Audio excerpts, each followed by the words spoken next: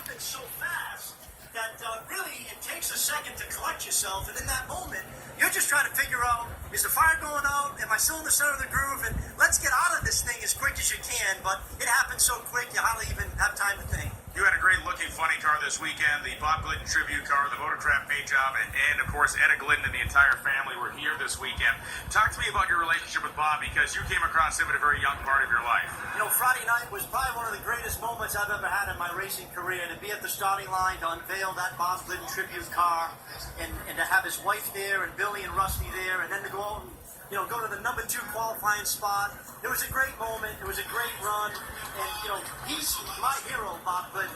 As a 12-year-old boy, he was the first one that made an impression on me. And, you can take his accomplishments on the racetrack. For me, how he lived his life, his determination, his passion, his work ethic was second to none out here. And I know he's smiling down from up above. And I wish we had a little Glidden magic out here. He owned this place, but hey, listen, we'll try next year. It seems like you have a lot of those same qualities, and the passion and the work ethic, but the regular season is now over. You're not in the countdown, but does it change your attack for the rest of the season? What do you have planned for the last 6 races? Well, we're going to try some different things. I mean, there's some things that Eric wants to try, so we'll have a little flexibility, a little less pressure, but I can tell you, come Sunday morning, that Motorcraft Ford will want to take the trophy home. Well, don't forget that a new funny car body will debut next year with Ford, and thank you, Bob Tasker, for joining us. But as we head on another storyline heading this weekend, Leah Pritchett, she is just dynamic all across this track, from racing in top fuel, racing in factory stock, from helping her husband out who's racing in top alcohol funny car here this weekend. But man, is this a dynamic character that you're going to learn so much more about on my journey as we sat down with Leah Pritchett at her house here in Indianapolis. Steve Torrance is a spoiled rich kid. Your son was killed in an accident. Just the way I feel. I have to win at anything. I want my blood and my personality in that race car. I think I've been searching for approval from my father like my whole life. When I started racing, it wasn't because I loved it. It was, don't make my dad mad. Winning made him happy, made us happy. I'm Leah Pritchett, and this is my journey. One of my very first memories is being on the Bonneville Salt Flats, watching my dad race. With my older sister, my mom. That's everything that we look forward to for the whole year. Redlands is cool. We called ourselves the Diamond in the Rough. As a little girl growing up, my older sister, Lindsay, 4 years older than me, she was racing. I liked it. Didn't love it. I liked being with my dad, working on the car. I wanted to do everything. My dad told me this life lesson: Lee, you can't be good at everything. You can only be good at one thing, and you're going to have to choose. My relationship with my mom was very cool. She really made me feel like I could do it.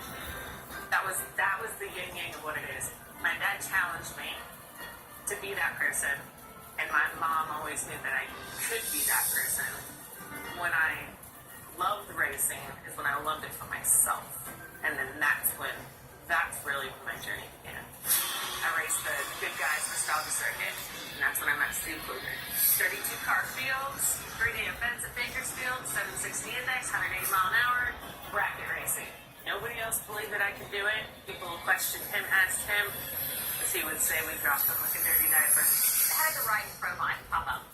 So a lot of things happened at that time in my life, and I thought, what's most important is I need to finish college. So I put out a Facebook post.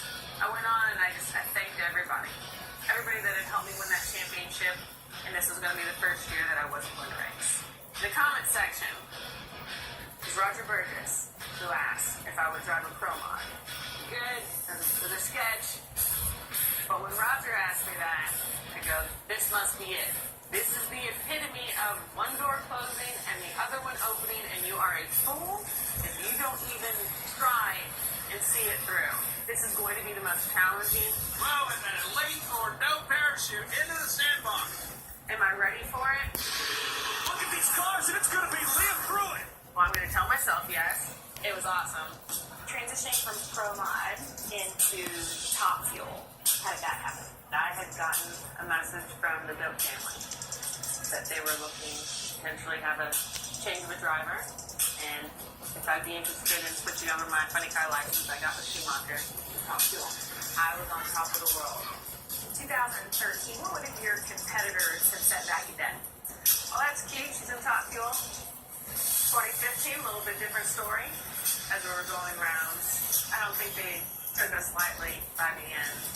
You have this theme of proving people wrong. Why? If people have an opinion about me or my team or our organization that I don't agree with, then it brings me happiness to prove them wrong. I guess I've always, in the earliest I can remember, proving people wrong. Who? Really? Probably just my dad. Because he said I wasn't as good as the boys. I'd never make it. And that pushed me. It would be so cool.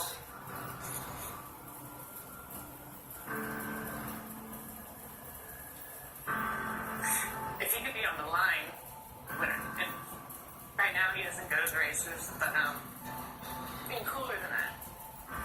If he could be on the line when we win a championship.